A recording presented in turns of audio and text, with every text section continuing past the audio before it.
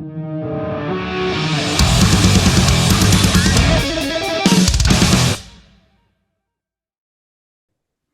JD. Hey Frank, how you going, man? I'm good, thank you. It's early in my day, earlier than yours, I suspect, but otherwise very well. I have coffee, so I have water. okay, there we go. All good. There's beer in the fridge. Lovely. Rightio, let's kick things off. Okay, Frank, so great to have you with us once more, my friend. Um, Last time you were here was a very whirlwind tour. Uh, this time we get the real deal. Yes. So other than the addition of the Sleeping Souls joining you, what can fans expect from this format of show? Well, it's a punk rock participation event. Let's say that. It was great being over earlier in the year with doing a duo show, opening for Counting Crows, all the rest of it. I love Counting Crows; they're one of my favorite bands. But this is the full package, as it were. There's a lot of energy. There's a lot of volume, should we say? I mean, it's worth saying that, I try and play a bit of everything from every record that I've done, cover all the bases, that kind of thing. Yeah. I mean, I do that anyway, but I'm also aware that I haven't been to Australia in quite a while, and I want to try and keep people happy. But I say participation event as well because my aim. This is going to sound highfalutin, but my aim for a live show is to try and kind of chip away at the barrier between the stage and the audience. Do you know what I mean? It's my favorite part of the show is when everybody's involved in the making of the music, and that's a pretentious way of saying I like a sing along. But I do want everyone to be part of the gig. I mean, if you need me to sing along, I'm there. Fantastic, thank you very much.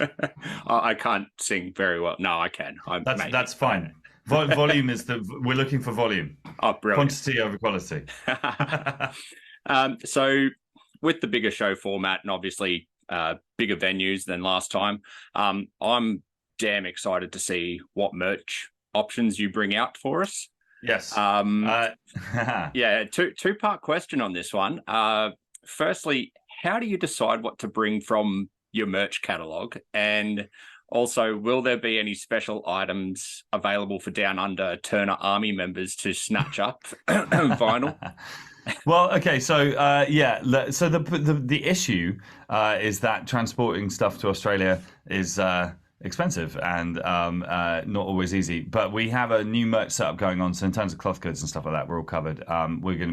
We'll have kind of the current tour stuff. We'll have a tour shirt, all that kind of thing, an Australian tour shirt, and then also some of the classics, I think might be the best way of putting it. So there's going to be a good spread on that. We're working on getting as much vinyl out there as we can. That is a slightly more challenging thing. I should say, incidentally, that I finished my previous record deal on my last album. I've got a new deal, a new label, and we're actually going to be pressing vinyl in Australia going forward. So very nice.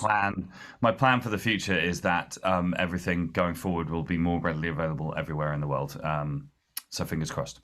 Oh, brilliant. I love the sound of that. Now, you've been pretty busy with gigs, writing, recording. How do you spend your downtime, like when there is some? Well, I was just telling Tiana, I am for the rest of today. I'm going to be redecorating a cupboard in my house. How punk is that? Yeah. I'm fortunate enough to live in a house with my missus and my cat, and I like tinkering around the house, doing that kind of thing. I have a studio down my garden, and I do a fair amount of production work for other people these days, which is something that I love to do. So one of the things, there's a songwriter from the States called Micah Schnabel, who is, in my opinion, one of the greatest living songwriters, and I'm mixing an album for him at the moment, which is tons of fun because it means, among other things, that I get to hear it first. So working on that, working on an EP for a band called Armored Man, working on an album for Grace Petrie. So it keeps me involved in music in a way that also means I get to sleep in my own bed, which is not a terrible combination of the two. Yeah, definitely. Speaking of your new album, I think I speak for the entire fan base when I ask when, sir, when?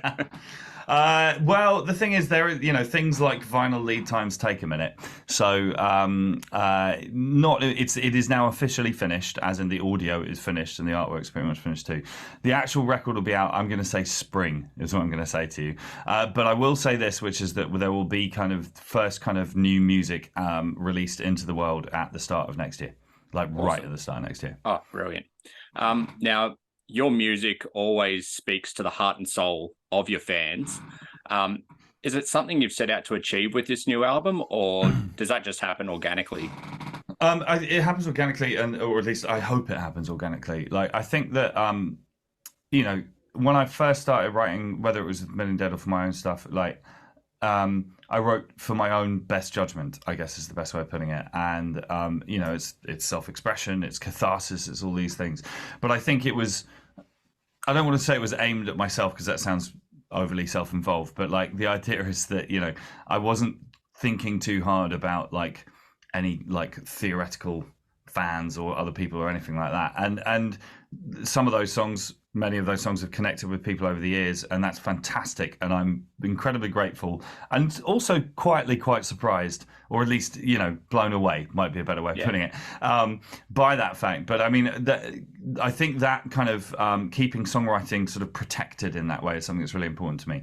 Even now, how many years later, when I sit down to write, I'm not thinking, I want to write a song that's going to do this to this person, or, you know, what will people think of this? I think if I started thinking like that, I would probably break the machine, I guess, might be a way of saying it. You know, so, you know, I write to write the best songs that I possibly can, and then I just kind of like close my eyes and keep my fingers crossed and hope that anybody agrees. And generally speaking, some people do some of the time, and that's all you can really hope for as a songwriter. Yeah. So how was Miranda's reaction to Miranda? So, I mean, I had to run the song past her, and indeed past my mum and my sisters and stuff like that, before putting it out in the world. It's a pretty heavy subject, and I'm not completely sociopathic, so I wasn't going to just like go bleh and then let them hear it on the radio or whatever. Do you know what I mean? Yeah. But Miranda was stoked. I mean, she enjoys the limelight, would be a gentle way of putting it. So, and also, I mean, ultimately, like, we didn't talk to each other for a decade at one point. You know, we had a bad relationship for a long time, and everything that's happened in the last sort of 6 years or so has been a process of repair and a process of rebuilding. And I think that she's stoked that we're talking to each other, basically. Awesome. You know, and so am I, obviously. But it's I mean, it's difficult to exaggerate how much of a turnaround for the books that is. When I first met my now wife, I told her that you know, I probably wouldn't go to a funeral if my dad died, and that is obviously no longer true, and that's quite a turnaround for the books. Yeah, no, brilliant. Now, when you were last here for the lovely Blues Fest, which was, how would you put it, a shorts show? Yeah. Now, that was it. That was in like Easter, and we won't get on the subject of beer on Good Fridays in Queensland. But oh my God, I've forgotten about that. Yeah. Jesus Christ. Yeah. Being that was in April, and this tour is in November, which is possibly hotter, are we going to be seeing the emergence of a set of pasty white pins once more? Probably not during the actual show, because when we do a band show, we have our kind of I don't know quite what the word is, our uniform. Outfits, uniform, there we go. Which incidentally is a thing, like when I started out, the idea of having specific clothes to wear on stage would have been something I would have been very much against, but it's about hygiene as much as anything else. Like, you really can't wear the same clothes on stage and off. It's ridiculous. And if you are going to change for a show, then you have an opportunity to do something interesting with it. But I mean, around the shows, then yes, quite possibly there may well be some leg on show. Let's say that. Yeah, make sure the sunglasses are out, people. They're pasty. Yeah, I mean, I always forget about this. It is going to be warm in November, isn't it? Yes, very. Okay, good. So we did get to have a brief chat about tattoos at Blues Fest, and I've recently seen that you got a couple of new ones. Yes. Can you elaborate on your thought process on what tattoos you get? Yeah, I mean, it slightly depends, because larger pieces and sort of pieces in more prominent places, I tend to spend quite a lot of time thinking about. I have a bunch of kind of ideas for representations that I wish to engrave and that kind of thing. Funnily enough, I'm getting my chest tattooed tomorrow, and which is going to suck. It does. And yeah, I'm getting it done by an old friend of mine who's done quite a lot of my bigger pieces. He's drawn a picture for it, which I love, and it's a reference to a certain piece of English folklore that is important to me, and blah blah blah blah. So some stuff is very thought out like that, and then sometimes it's kind of like I'm drunk or bored, and then kind of stuff happens. I mean, I got the front of my shoulders done recently, and that was a beautiful thing. I've long been wanting to have some sort of angel and devil motif on my shoulders, but I didn't want it to be cheesy. Do you know what I mean? Yeah. And I was in Colorado and I ran into my friend Sean Bonnet, who is the singer in a band called AJJ, who are one of my very favorite bands of all time. And he's also a great artist. He used to stay at my place in London all the time when they were on tour. And he spent a week at my house one time after a tour just hanging out. And as a thank you for me putting him up, he drew me a picture, which was a picture of a dog with 2 human heads, which was kind of like, what the fuck? But anyway, I suddenly occurred to me, we had sort of 2 or 3 days hanging out together in Colorado, and I was like, could you draw me an angel and a devil? And he did, and there was a tattoo artist, and hey presto. Yeah, I'm still in the process of getting my Hitchhiker's Guide one finalized, so I can get that put down. So yeah, lovely. Yeah, I have my Don't Panic over here. Which I told you about it at Bluesfest. The Don't Panic. Yes, I remember now. Yeah, I'm with you now. Don't also, panic, we're not dead yet. Lovely, beautiful. Yes. By the way, behind me, right there, that's Douglas Coupland. Yeah, there he is. Book is buried in all my nerdy stuff somewhere.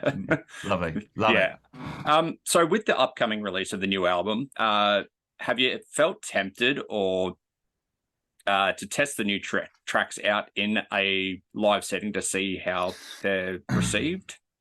Yeah, we've got, there's one song in particular which is going to be the first quote unquote single, which is called Do One, which we've played live probably 5 or 6 times now. And it's gone over well, I'm pleased to say. Really? And there's 1 or 2 others which I've kind of tried out. I mean, it's funny, like there are certain records, like Positive Songs in particular, I was on this real trip of like wanting to have played all the songs live quite a lot before we recorded them, because I wanted them to feel kind of played in, if you see what I mean. Yeah. That's not always the case. And I think that the idea of road testing songs is interesting, but at the same time, you can't just judge material on how people react to it when they hear it cold. Do you know what I mean? That's not quite, if you only wrote songs that made everyone go nuts the very first time they heard it, you would only write a certain type of song. Do you know what I mean? Yeah. You'd sound like early period Dropkick Murphys. And I mean that as a compliment to the Dropkick Murphys, but do you know what I mean? If you just write raucous kind of barnstormers forever. And I do think that there's space for songs that take a little longer to land with an audience. So, but we may drag 1 or 2 of them out for the tour in November. We shall see. I mean, we'll have to rehearse them, but we have some rehearsals booked. Awesome. Now, if you could sum up the new album in 1 sentence, how would it go? It's a record about remaining defiant and pissed off as you get older. I can relate already. I haven't even heard a song yet, and I can relate. Yeah, I mean, the thing is, like, I have this general sense of being kind of like pleasantly surprised that I'm releasing a 10th album. I mean, that's a sort of fundamentally ridiculous number of albums to release anyway. And, I'm very grateful and, as I say, slightly kind of blown away that I get to do this. But also the third emotion is a sense of pride and defiance and just saying, yeah, fuck you all, I get to do this still. Nobody thought I was going to be able to pull this off, even to do 1 album when I was a kid. And this is number 10. So screw you, everyone. I mean, if you're all watching, the people that were naysayers, yeah, right. For you. Yeah, exactly. My piano teacher when I was a kid who told me I wasn't cut out to make music. It's all about her. Okay, so you talked about AJJ, obviously. Now, anyone who's following you on social media sees that you do post independent bands, independent artists and whatnot. Who should we be keeping an eye out for? Oh, well, I mean, I think I'll fold this into the production work I'm doing at the moment because, I mean, obviously, you know, being a producer is a job, but at the same time, I don't have that much time to do it. And what that means is that I get to pick and choose who I work with, which is all a very long-winded way of saying that I work with people that I love. So I mentioned Michael Schnabel earlier. Everyone should check out Michael Schnabel. I think he's a stone cold genius. I'm about to start working on a record for a songwriter called Grace Petrie, who I know spends a fair amount of time in Australia, actually. And I think she is phenomenal. And I can't wait to get stuck into that. And then the third one, and I posted this on some of my socials the other day, there's a band from Essex, where I now live, called Armoured Man, who are a folk two-piece, and they just devastatingly good. Like, the first time I saw them live, I was just utterly floored by how brilliant they were.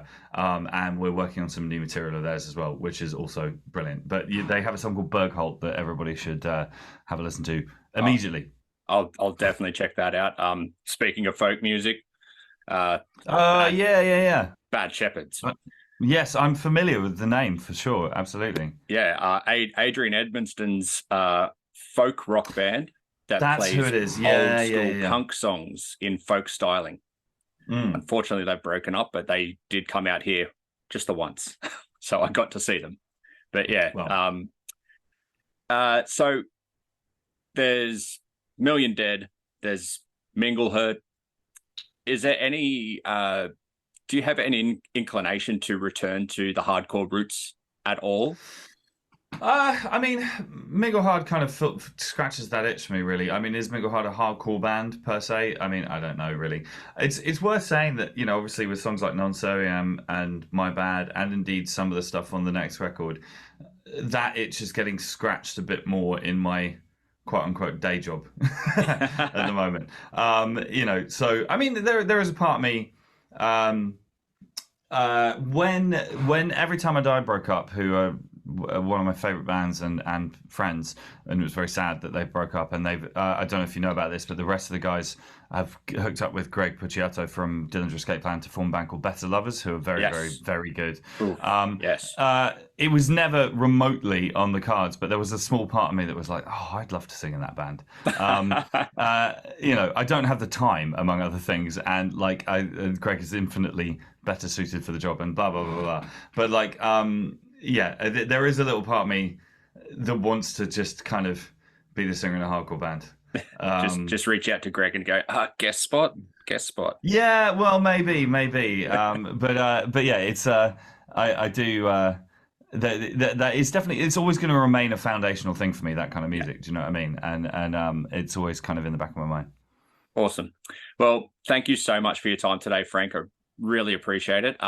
We look forward to seeing you in November, hearing all the new tracks in spring next year. Spring. Yep, spring. No firm date, just spring. Just spring. Now, you can hold me to this. Beers are my shout in Brisbane. Fucking A.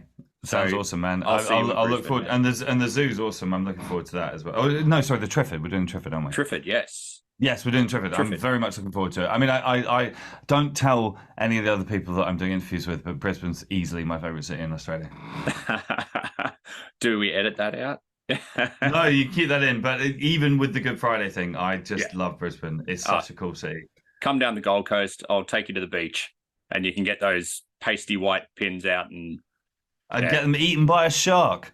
Oh, this is my stomping ground, and the sharks don't come near us. Okay, all right, fine. If I go swimming with you, I'll be all right. Okay, sweet. Not too easy, Frank. Thank you so much, mate. Really appreciate it. All the best, man. Cheers. Thank you. You too.